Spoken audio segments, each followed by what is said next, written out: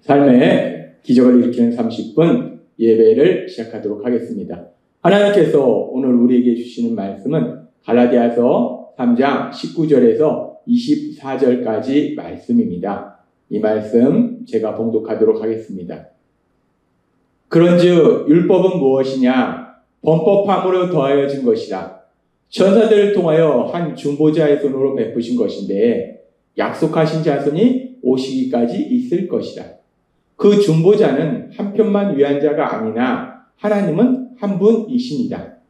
그러면 율법이 하나님의 약속들과 반대되는 것이냐? 결코 그럴 수 없느니라. 만일 능히 살게 하는 율법을 주셨더라면 의가 반드시 율법으로 말미암았으리라.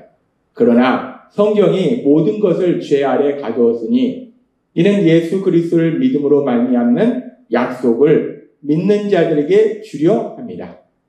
믿음이 오기 전에 우리는 율법 아래 매인 바 되고 계시될 믿음의 때까지 갇혔느니라. 이같이 율법이 우리를 그리스도께로 인도하는 초등교사가 되어 우리로 하여금 믿음으로 말미암아 의롭다함을 얻게 하려 합니다. 아멘. 오늘도 이 시간 우리 사랑하신 하나님 우리에게 말씀하실 때 하나님의 말씀을 듣기 전에 잠시 기도하는 시간 갖도록 하겠습니다. 좋으신 하나님, 오늘도 저희를 사랑하셔서 저희를 만나주시고 저희에게 말씀하시니 감사합니다. 하나님 아버지, 오늘도 하나님이 주시는 그 말씀을 통해서 저희를 사랑하신 하나님의 그 놀라우신 사랑을 다시 한번 기억하고 그 하나님을 믿게 하시고, 그래서 우리가 이 땅 살아갈 때 더 이상 옛사람의 모습처럼 내 생각대로 살아가는 것이 아니라 하나님의 말씀, 그 말씀을 실천하는 삶을 살아가는 저희 모두가 될 수 있도록 은혜 베풀어 주옵소서. 예수님의 이름으로 감사하며 기도드리옵나이다. 아멘.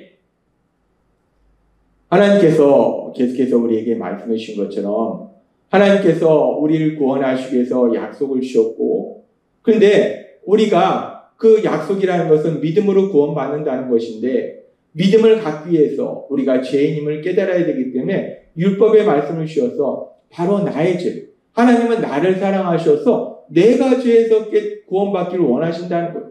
그렇기 때문에 율법의 말씀을 주셔서 나의 죄를 깨닫게 하셔서 내가 죄인임을 깨달음으로 인해서 죄에서 구원받아야 될 필요성을 느끼게 되고, 그래서 예수님을 구주와 주님으로 믿음으로 인해서 죄에서 구원받도록 만들어주신다라고 말씀하셨어요.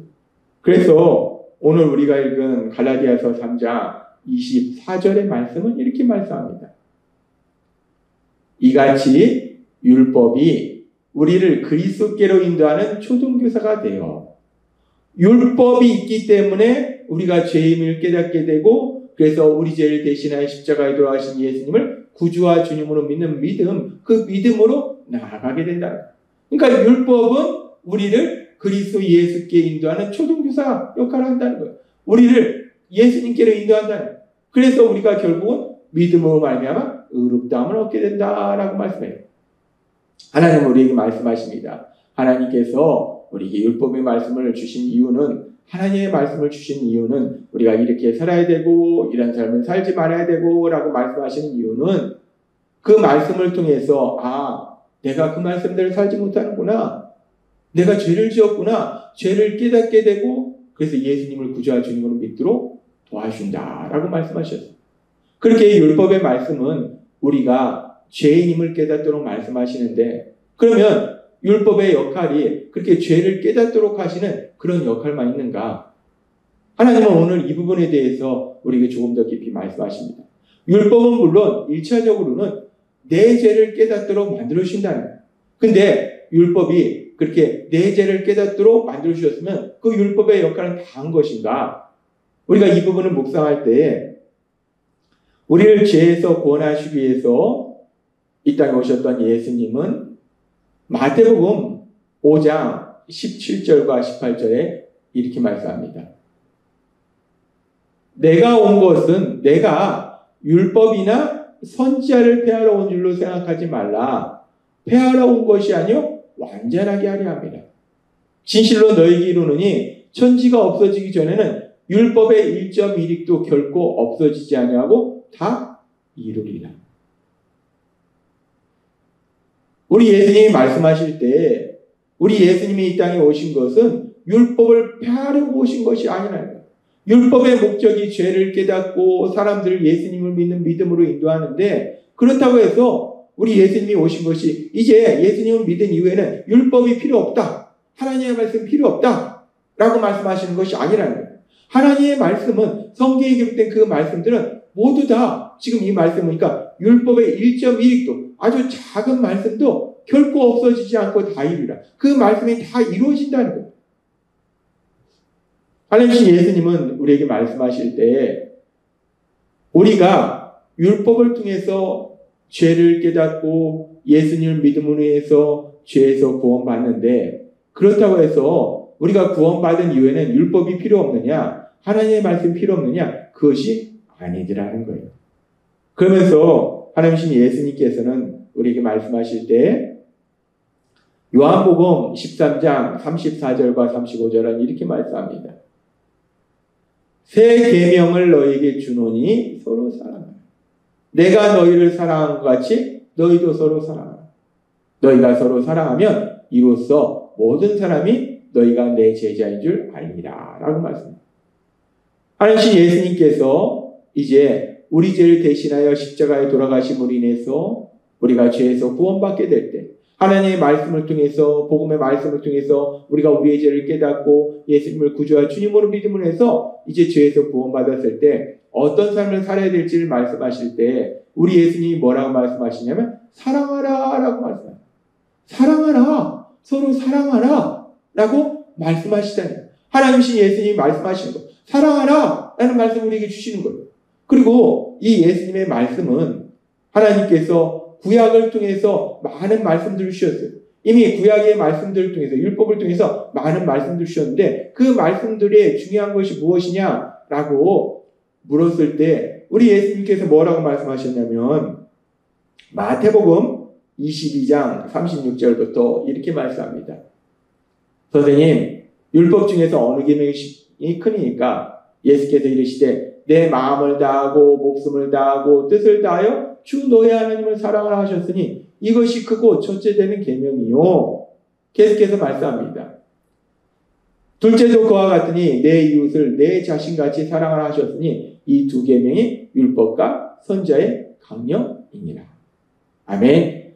하나님 예수님께서 하나님께서 주신 율법의 말씀들, 그 율법의 말씀들의 가장 중요한 게 뭡니까? 라고 물었을 때, 사람들이 물었을 때 뭐라고 말씀하십니까? 하나님을 사랑하고 이웃을 사랑하라. 이것이 율법의 가장 중요한 말씀이다 라고 말씀하시고 그리고 이제 우리가 율법을 통해서 죄를 깨닫고 그래서 우리 예수님을 구주와 주님으로 믿음으로 인해서 이제 구원받은 이후의 삶을 살아가는 우리들을 향해서 말씀할 때 다시 한번 이 하나님이 구약해 주신 그 율법 말씀처럼 사랑하라 라는 말씀을 주시더라는 이 말씀을 통해서 우리가 알 수 있는 아주 중요한 진리는 율법은 1차적으로 나의 죄를 깨닫고 그래서 예수님을 구주와 주님으로 믿도록 만들어주고 또한 그래서 율법이 이제 그 역할을 다 했느냐? 그게 아니라는 거예요. 그렇게 죄에서 구원받은 이후에도 율법은 여전히 우리 삶 속에 역사할 때 우리가 그 율법을 말씀을 실천하도록 하나님이 우리에게 주신 것이 율법이라는 거예요. 율법은 우리의 죄를 깨닫도록 만들어주시고 이제 구원받은 이후에는 그 말씀을 우리가 실천하도록 주신 것이 율법이라는 거예요. 이런 삶을 살아야 되고 이런 삶을 살지 말아야 되고 라는 말씀을 실천하도록 주신 것이 율법이라는 거예요. 그래서 하나님께서는 그렇게 우리가 죄에서 구원받고 율법을 실천함으로 인해서 하나님 나라의 삶, 하나님이 주신 참된 복을 누리기 때문에 신명기 10장 13절에서 이렇게 말씀합니다. 내가 오늘날 너의 행복을 위하여 너에게 명하는 여호와의 명령과 규례를 지킬 것이 아니냐라고 말씀합니다. 하나님이 우리에게 율법의 말씀을 주신 것은 하나님의 말씀을 주신 것은 율법을 통해서 우리의 죄를 깨닫고 예수님을 구주와 주님으로 믿음으로 인해서 죄에서 구원받도록 주신 것이고 또한 그렇게 구원받은 이후에 우리가 그 율법의 말씀, 하나님의 말씀을 지키도록 하심으로 인해서 우리가 하나님의 신복을 누리도록 하기 위해서 율법을 주셨다. 네 행복을 위해서, 우리의 복된 삶을 위해서 하나님이 하나님의 말씀 율법을 주셨다라고 말씀하시더라고요. 즉 율법을 실천함으로 인해서 하나님의 신복을 마음껏 누리도록 하신다라고 말씀하신다는 거예요. 그래서 성경의 다른 말씀들을 통해서도 우리가 알 수 있는 것이 시편 1장 1절과 2절은 이렇게 말씀합니다. 복 있는 사람은 어떤 사람이 복 있는 사람인가? 우리가 좋아하는 게 복이잖아요. 복 있는 사람이 어떤 사람이냐? 악인의 꾀를 쫓지 아니하며 죄인의 길에 서지 아니하며 오만한 자의 자리에 앉지 아니하고 오직 여호와의 율법을 즐거워하여 그 율법을 주야로 묵상하는 자입니다. 누가 복을 받은 사람인가? 하나님의 율법을 즐거워해서 그 율법을 주야로 묵상한다. 주야로 묵상한다는 것은 늘 머릿속에 생각한다는 것이 아니라 단순히 그렇게 늘 생각함으로 해서 삶 속에 그 말씀을 실천하는 걸 의미합니다. 그 하나님의 말씀을 실천하는 사람, 그 사람이 바로 복받은 사람이다 라고 말씀하시더라는 거예요. 그리고 그렇게 늘 하나님의 말씀을 즐거워하면서 그 말씀을 마음속에 가지고 있으면서 그 말씀을 묵상하면서 그 말씀을 삶 속에 실천하는 사람, 그 사람의 삶 속에 어떤 역사가 일어나는가? 시편 1장 3절은 이렇게 말씀합니다.